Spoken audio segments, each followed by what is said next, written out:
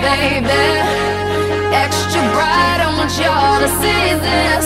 Turn up the lights in here, baby. You know what I need. Welcome back to Film Smart. In this episode, we are going to give our review and initial thoughts to the X-Men Days of Future Past, which we just saw last night. We are going to give the good, the bad, and the ugly. We're going to group the bad and the ugly together because there are so few things wrong with this film that we just can't.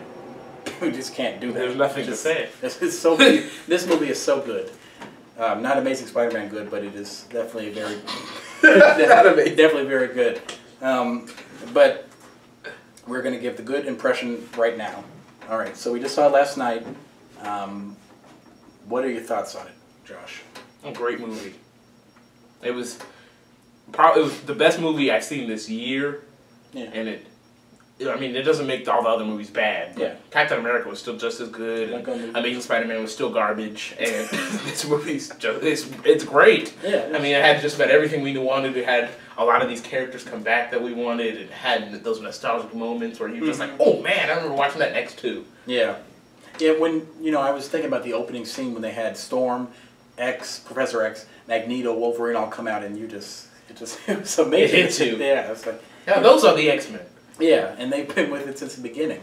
And, Wolverine's smoking his cigarette, or cigar, really, saying bub and everything. It was perfect, All right, so how do you think the script was, as far as what the characters said and everything? Let's get into that. What do you think about that? The writing was compelling, especially the scene. I mean, that was acting too, but what they were saying to each other, the relationship between Professor X and Magneto, the young ones.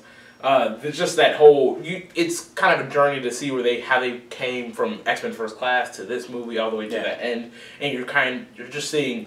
It seems like they're moving farther apart, but they're getting closer in a way. Yeah, well, it's interesting because they showed you how far apart they were in the 70s, and then how close they were in 2022 or whatever that was.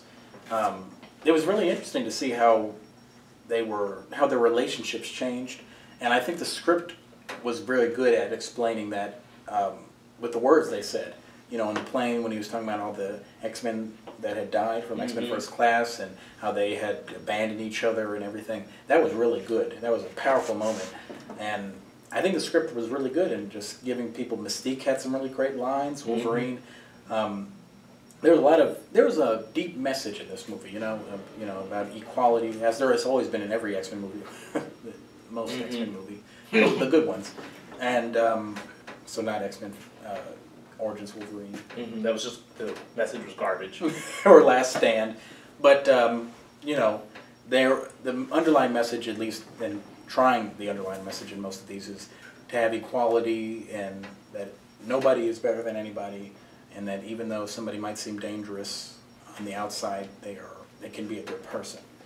And I think the script was good at showing that. And then that goes along with the story. The story, takes its root, I guess, from the comic book line, Days of Future Past, which is classic from the early 80s, where Kitty Pryde goes back in time. Of course, they had Wolverine go back in time because it just makes more sense. People aren't as emotionally attached to Kitty Pryde as they are as Wolverine. For one, she's been in fewer movies. I think she first came in X-Men Last Stand, and that's the only movie she's been in since. So this is only her second X-Men movie. Why would they put a whole... So that wouldn't make sense, because if anything were to happen to her, people would be like, okay. But Wolverine, he's been around since 2000, and he's been in every X-Men movie, every single one, even First Class, where he had a really small little cameo, which they referenced in this movie, which was great. He's just more emotionally attached to Wolverine. Of course, we know everything's going to end up all right for him because he's Wolverine. But I don't know. He's been doing this for a long time, and we don't know. Who knows if something bad could happen to him? But yeah, this movie was really good at doing that, and it was showing you that you really care for Wolverine, about the things that could happen to him. But yeah, so it makes more sense to bring him back to the past, I think, than it did to bring Kitty Pryde back. And the way they did it, him going back to his younger body, he is the more physically, the stronger. He's been around longer than anybody in that scene. What did you think about that, Josh? Just real quick. Yeah, I thought it made more sense to use Wolverine for multiple reasons, even continuity reasons. Yeah. The way they set it up. Because if just Kitty Pryde, nobody cares. I mean, comic book fans might care about her, but it would have worked better in the comic book because in the movie, no. Yeah. Ellen Page I don't think she could carry this whole movie on her. And she's a good actress and everything, but it just doesn't work. Yeah, let's get into acting. And there are so many actors in this movie, and so many people gave wonderful performances. Even if they had 5 lines, they still gave a great performance. Let's get into small things before we get into the huge actors. Ian McKellen and Patrick Stewart both usually have huge roles. Their characters have huge roles. They themselves do not. But they still have a rather large role as far as just what they have to do in sending Wolverine back and trying to save the world. What are your thoughts on as far as the acting that Patrick Stewart, Sir Ian McKellen gave? I think Ian McKellen actually gave a better performance than Patrick Stewart. You think? Even that scene where it was like his final. He knew he was going to die right there after his whole life of being bad and fighting against all these people. He had that final stand, and you kind of felt he felt like he was actually going to die. Yeah. In that scene. So I think, and Patrick Stewart, he didn't have much opportunity to do much because he kind of just had to sit in that room the whole movie. Well, the thing I felt is Magneto at the beginning. I felt like Patrick Stewart had to do more. He had more lines. He was telling Wolverine, you got to do this, got to do that. And Magneto was just kind of standing there. But he had a presence when he was standing there.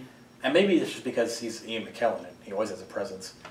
He's an Oscar winner, or at least Oscar nominee, one of the best actors of all time. And he's Magneto. So he's just, he had a presence. But I wouldn't say that Patrick Stewart gave a lesser performance. I think they both gave great performances. But they had performances at different times. Patrick Stewart had a bigger performance at the beginning and middle. Magneto had more performance at the end when he was, fighting the Sentinels with Storm. What a good scene. Oh, God. All right, let's get into the even bigger characters. All right, Wolverine, Hugh Jackman. How do you think he did this role? I think this is the best Wolverine we've seen, even better than Wolverine, the last one that came out last year. Even though he was not the sole focus of this movie, he gets better every time. So I don't know. He's going to have to do this forever. Because every time I see Wolverine, it just makes me happy. Because he gets better every time. I've never seen somebody aside from maybe Robert Downey Jr. who has improved at playing their characters, and as far as comic book characters go, really characters at all. You know what? Let's not even just make this exclusive to superheroes. Just characters at all. I've never seen somebody improve to a character like this the way that Robert Downey Jr., Loki, Tom Hiddleston have done. What do you think about this? I think we can really see the growth in Wolverine throughout all the movies. If you watch X1 and go back, he's a completely different Wolverine than he was now. You can even tell Hugh Jackman he's changed even as a person. His acting has gotten stronger. He's been nominated for an Oscar. He's just overall everything about Wolverine, the actor and the character, just is evolved with the series and everybody else. And I think he's really grown into the role of being like the leader of this series of movies. I think Jennifer Lawrence was the best Mystique so far. I mean, not counting Rebecca Romijn. I shouldn't say best. She was better than she was in X-Men First Class. Gave a much better performance. She was really into her character, and she was just wonderful in this movie. And her struggle with being good, bad, ugly, but her good and bad. She struggled with that. Being Magneto, being Professor X, or being her own person. But she played a much bigger role than we anticipated in this movie, because the whole problem was because of her. She led to everything, and that leads us to the character that she was after this whole movie, Peter Dinklage as Boulevard Trask. I thought he was great, playing Boulevard Trask, going to the court and talking to the senators. It was, he had some of the best scenes in this movie, and I was like, when I was watching his scenes, that's when you don't feel like you're watching a superhero film. You just feel like you're watching a film. It was just a good film, and he was great in it. And not once did it take you out that, oh, he's a dwarf. And not once did they mention it. They didn't mention it once. And that can be torn whether or not you think they should have, because it would have been perfect to mention that, since we're talking about mutants and he's saying, these people are different than us. Well, he's different than most people. But they didn't, and I would respect them for that. But I would have respected them if they had done what I just said. But either way would have been fine. Michael Fassbender and James McAvoy. Let's get into them real quick. Powerful. If you could, I mean, their power's powerful, but I mean, that scene, just that scene in the plane. You abandoned me. That was. You know, I was hearing somebody said James McAvoy. They wouldn't be surprised if he got nominated for an Oscar. Yeah. Oh, Michael Fassbender too. Michael Fassbender. I thought he was great. They could. Somebody said this is James McAvoy's best performance, and you could really tell because he was torn between the old one from First Class and then what he's going to become as Patrick Stewart's character, and he was different. He was torn. He was he wanted to. He got rid of his powers basically by allowing himself to walk. So you could tell that he was just a changed man. He was hardened. In First Class, he saw the good in everybody. He saw everything was anybody can be helped. There's no such thing as nobody's evil. Everybody can be changed. And he saw the good in everything. And then in this one, you could see that he was just changing. He was broken. The school had kind of fell under at that point because of the war. Mystique and Magneto had just walked out of his life, basically betrayed him. He was destroyed. Michael Fassbender gave a great performance as Magneto. He has always kind of felt a little, I guess, betrayed by humans really for what they had done to his mother and him, and he's just always been kind of angry. But he was better than he had ever been. He was great with the whole baseball stadium dropping it on. He had a darker sense to him when he was pulling Mystique to him, trying to kill her. Oh yeah, he had weight. Even when he would lift off of the ground, you just felt like Magneto felt powerful. He just felt he didn't even have to have powers. Yeah, it was oh man, I can't even explain. He was powerful in his conviction. He knew that things were getting bad, so he had to kill Mystique because he knew about what was going to happen in the future. And he knew he didn't want to have to kill her, but it was for the greater. He does what he feels is for the greater good, and that is what makes him the scariest. And he's figured, Mystique's going to be fine with this, and she wasn't fine. She ran away, and that made for an even great scene. Quicksilver, great. He had probably my favorite scene in the whole movie. His little slow motion when he was walking around the Pentagon. And in the kitchen or whatever. Yeah.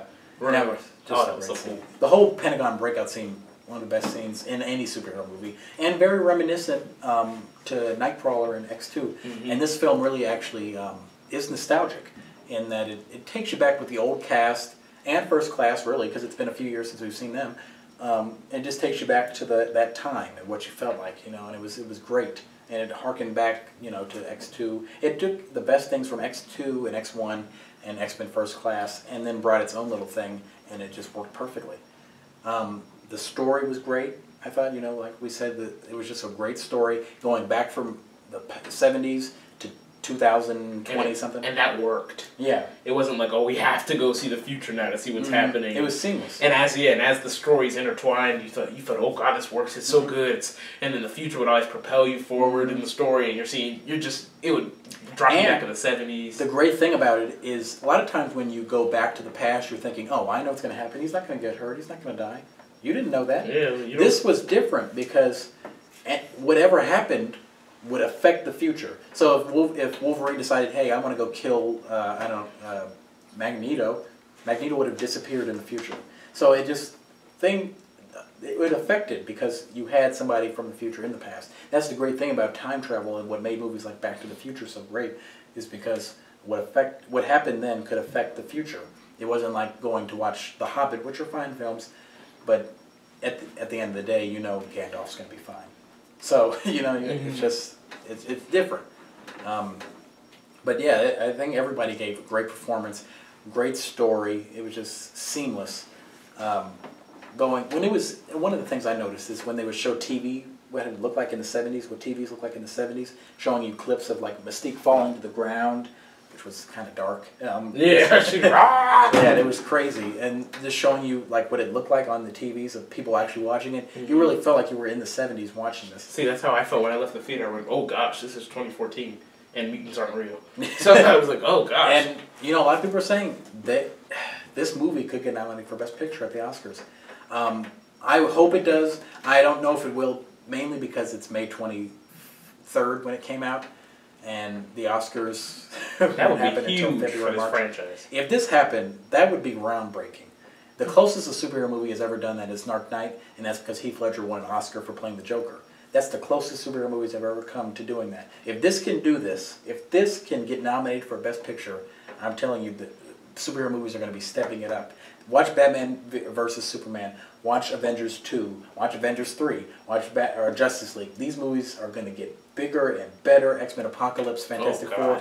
Just think about what these movies, if this can get nominated for Best Picture, this is going to change the whole game.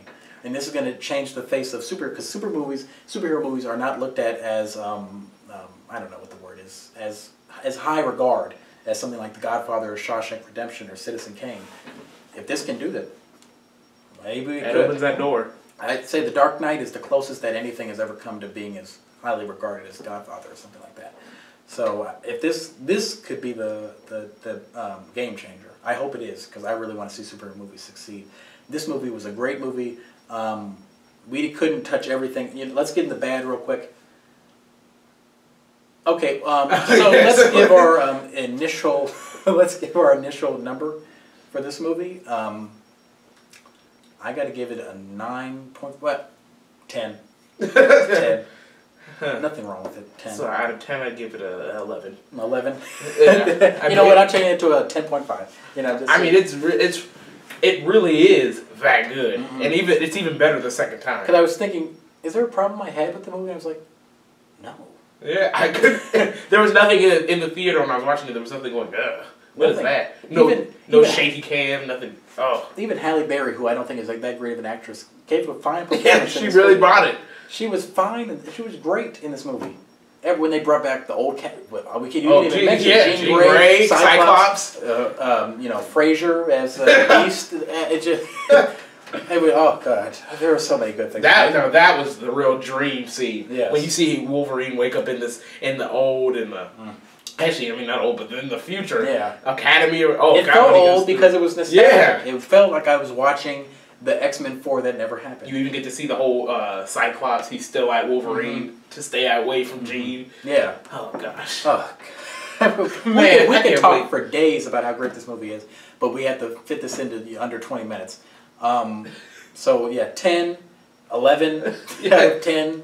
So obviously, if you haven't seen this movie and you watch this, and I don't know why you would want to see all the spoilers, but I guess if you don't care about spoilers, go see the movie. If we haven't already ruined it for you, go see the movie. I'm seeing it a second, third, fourth, fifth, 16th time because I love this movie so much. I have to see it again. And maybe this movie is so good that we might just do a second review about the other things that we haven't We'll talk mentioned. about it in our news video. Oh, and we didn't even mention real quick. We just have to mention the New Mutants, Blink, Bishop, Iceman, Sunspot, Warpath. All were great. They all had their moments. They were fine. I just felt we need to mention those real quick. They were all great. All right. We'll be doing another video probably pretty soon. Stay tuned. Give us your feedback. Like, subscribe, and as always, stay film smart.